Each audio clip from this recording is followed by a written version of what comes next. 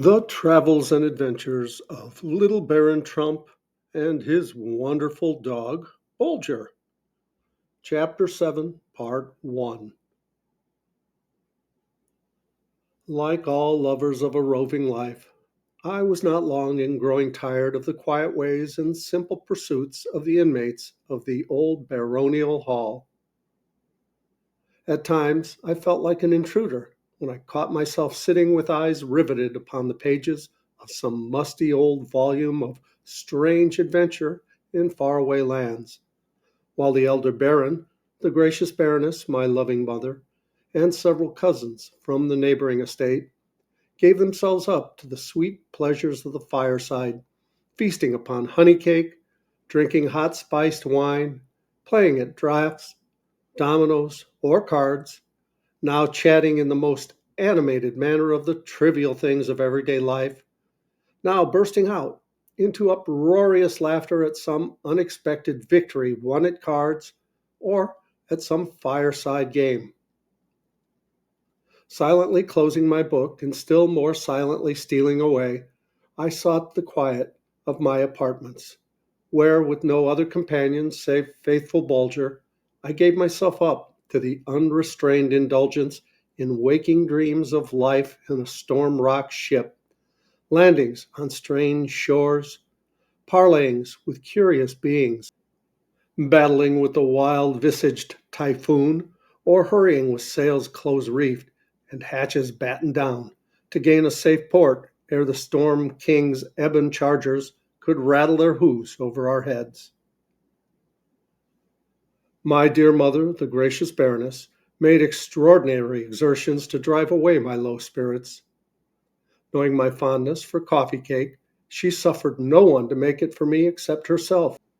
And at dinner, she took care to place a professor or some learned person beside me, so that I might not find myself condemned to silence for the want of a gifted mind to measure mental swords with. But all to no purpose. I grew daily more taciturn, absent-minded, and plunged into meditation. With my eyes fixed upon vacancy, I sat like one with unbalanced mind amidst the light-hearted merrymakers. In vain the company besought me to relate past adventures, to tell them tales already thrice told. I only shook my head with a mournful smile and made good my escape from scenes which were painful to me. Bulger felt that his little master was suffering, and coaxed with plaintive whining to have me make known to him the cause of my grief. His joy was wild and boisterous when he saw my body servant enter my apartment, bearing an empty traveling chest upon his shoulders. To tell the truth, life at the baronial hall pleased Bulger not a whit more than it did me.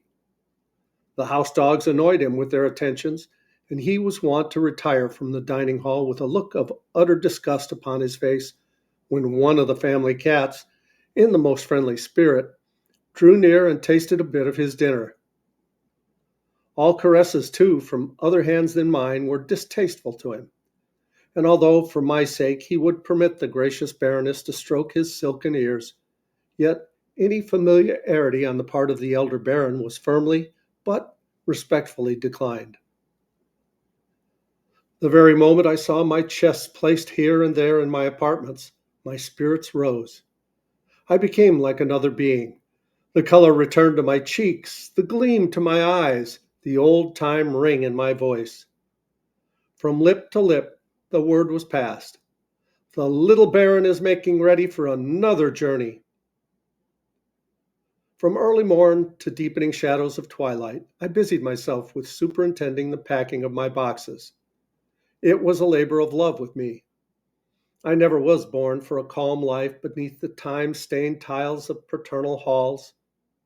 My heart was filled with redder, warmer blood than ordinary mortals. My brain never slept. Night and day, shadowy forms of men and things, strange and curious, swept along before me in never-ending files. One morning, while at work with my boxes, a low knock at my chamber door fell upon my ears. Bulger, scenting an enemy, gave a low growl. I swung the door open. It was the elder Baron. Honored father, I cried gaily, act as if thou wert master here. Be sad, be gay, sit, stand, drink, eat, or fast. Little Baron, began my father in a solemn voice, I beseech thee, give over thy jesting. When thou hast heard the object of my visit, grief will chase every visage of mirth from thy light heart. Speak, Baron. Art thou a dutiful and loving son? Asked my father, fixing his dark, mournful eyes full upon me. I am. 'Tis well, he replied. Then arrest this making ready to abandon thy parents in their hour of misfortune. Put an end to all this unseemly hurly-burly, and to thy longing to be gone from beneath the paternal roof. The clouded face, trembling and tear-filled eyes of the elder Baron shocked me. I could feel the blood leaving my cheeks, where, till then, it had bloomed like the glow of ripening fruit. But I checked myself, and motioning the Baron to be seated, said in a calm, though, spite of me, trembling voice, Noble father, it is thine to command, mine to obey. Speak, I pray thee, and speak too plainly, if need be, harshly. Bear thy most secret thoughts. What aileth thee? What sends these dark shadows to rest on that calm, smooth brow? Thanks, little Baron, was my father's reply, for thy promise of obedience. This is the weight which presses on my heart. Since thou hast taken up this rambling, roving life, robbed of thy counsel and cooperation, I have seen our ancestral estate hastening to ruin. Last year, our tenantry scarcely harvested enough to keep body and soul together. This year promises to turn out worse yet. Desolation sits upon the broad acres once the prize of our family. Crops fail, grass withers, trees turn yellow. The poor cattle moan for sustenance as they wander about in the dried up pastures. I looked upon all this wreck and ruin, but I am helpless as a babe to stay it. Speak, my son. Wilt thou, hast thou the heart, canst thou be so cruel as to turn thy back upon these pitiful scenes without raising thy hand to avert the impending doom? Baron, I interposed mildly but firmly, facts first, eloquence thereafter. Impart unto me, in plain king's speech, the cause of all this ruin. What hath wrought it? What hath desolated our fair fields? What hath carried this rapine among our flocks and herds? Speak. I will, little Baron, give attentive ear, rejoined my father with stately bend of the body.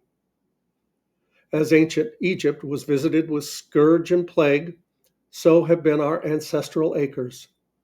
In pasture and grain fields, myriads of moles feed upon the tender rootlets. In grasslands, swarms of meadow mice fatten on the herbage. In orchards and nurseries, countless numbers of ground squirrels spread destruction far and near. Such are the terrible scourges now laying waste our once fair estates, your pride and mine, and the envy of all beholders. Little Baron, I know that thou canst help me, that somewhere in that vast storehouse of thy mind rest plans and devices potent enough to restore these broad lands to all their former beauty and productiveness. Baron, was my reply, when was there a time that thou foundest me wanting in my duty to thee or lacking in power to assist thee? Never, ejaculated the elder Baron with great emphasis. Then betake thee to my gentle mother, the Baroness, thy consort, comfort her. Bid her take heart. Say, I will not go abroad until these pests are driven from our ancestral domain. The elder Baron rose. I accompanied him to the door. Then we saluted each other with dignity, and he withdrew to bear the glad message of my promised assistance to my sorrowing mother. Alone in my apartments, a terrible feeling of disappointment came over me.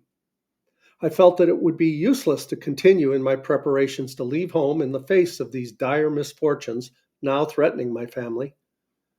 For as I reasoned, and I think with great clearness, the name of our family would dwindle to a shadow were we robbed of these broad acres of pasture and meadowland, forest, and orchard. To me, a landless nobleman had something very ludicrous about him, and I fully made up my mind that I would either save my ancestral estate from ruin or lay aside forever my title of baron as a gem which had lost its radiance, even as a pearl which the stolid rustic ruins for the sake of a meal of victuals. That night I partook of no food, so that I might lie down with unclouded mind. Bulger, noticing this, concluded that his little master was ailing, and likewise refused to touch food, although I ordered his favorite dish, roasted cockscomb, to be prepared. Till midnight I lay awake in deepest thought over the arduous task which confronted me. At the stroke of 12 from the old clock on the stair, I determined to let my mind work out the problem itself, and turned over and went to sleep. The Baron and Baroness entered the breakfast room with unclouded brows the next morning. I greeted them very cordially. The conversation was enlivened by one or two of the elder Baron's ancient anecdotes, which he furnished up for the occasion, with several new characters and an entirely new ending. I laughed heartily, as I was in duty bound to do. Breakfast over, Bulger and I sallied forth to begin work. I resolved to attack the moles first. To get rid of pest number one was not at all a difficult matter for me, when once I set about thinking it over. The fact, I may say right here, that this task set me by the elder Baron would have been an impossible one had it not been for my intimate acquaintance with the natures, habits, and peculiarities of animal life. Always a close student of natural history, there was little about the four-footed tenants of the fields which had escaped my observation. Accompanied by Bulger, armed with a pair of short wooden tongs and carrying a basket, I set out for the grain fields. Bulger was in high glee, for he had already made up his mind that there was sport ahead for him. In less than an hour, with him to point out their hiding places and to unearth them, I had captured 100 moles. Returning to the overseer's lodge, and with his help, I cut off the nail of each mole's forefoot close to the flesh, and then gave orders to have the lot carried back to the grain field and released. Turning my attention now to the meadow mice, I realized at once that to get rid of pest number two would be the most difficult task of all. The unthinking reader has doubtless already cried out in thought, why not turn a troop of cats into the meadows and let them make short work of the destructive little creatures? Ah, how easy it is to plan, how difficult to execute. Know then, my clever friend, that the meadows were wet, and that though often tried, the cats absolutely refused to enter them. The merest tyro in natural history is aware of a cat's aversion to wetting its fur, and above all, stepping into water. Even moisture is disagreeable to a cat's feet, and she will willingly walk a mile rather than cross a plot of dew-moistened greensward. However, I determined to begin my operations at once. Knowing the wonderful changes which the pains of hunger will work in an animal's nature, forcing the meat-eaters to turn to the herbage of the field for sustenance, I hoped for favorable results. Selecting half a dozen vigorous young cats from the cottage of our tenantry, and providing myself with a lot of India rubber caps used for drawing down over the necks of bottles, in order to make them airtight, I proceeded to encase the legs of each cat in these coverings, cutting a hole in each one, however, so as to allow the paws to pass through. I wished to accustom them to these leggings before covering the feet entirely.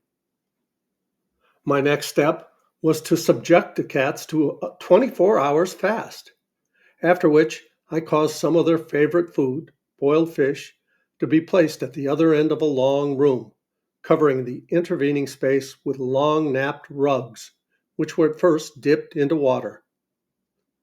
In spite of their hunger, they absolutely refused to cross the dripping rugs. Advancing to the edge, They tested the condition of the obstacles which blocked their advance upon the savory food, feeling here and there for a dry spot, and then retreating with piteous mewing as they shook the wet from their feet. Drawing the rubber caps completely over the feet of one of the cats, I now placed her on the wet rug, encouraging her to remain there by feeding her a few dainty bits of fish. Finding that her feet did not get wet, she consented to walk here and there over the wet surface in order to secure toothsome bits of food. I made the same experiment with the other cats, and everything went as well as I could wish. The next day, I continued my instruction, and to my great joy succeeded in schooling the whole lot, not only to make no objection to having their feet encased in the rubber boots, but even to wade through an inch or more of water in order to secure a particularly dainty bit of food. And we're going to pause here and we'll continue with this chapter in the next video. Please like, subscribe, leave a comment below. Thanks so much for watching. I love you guys. As Tigger says, ta-ta for now.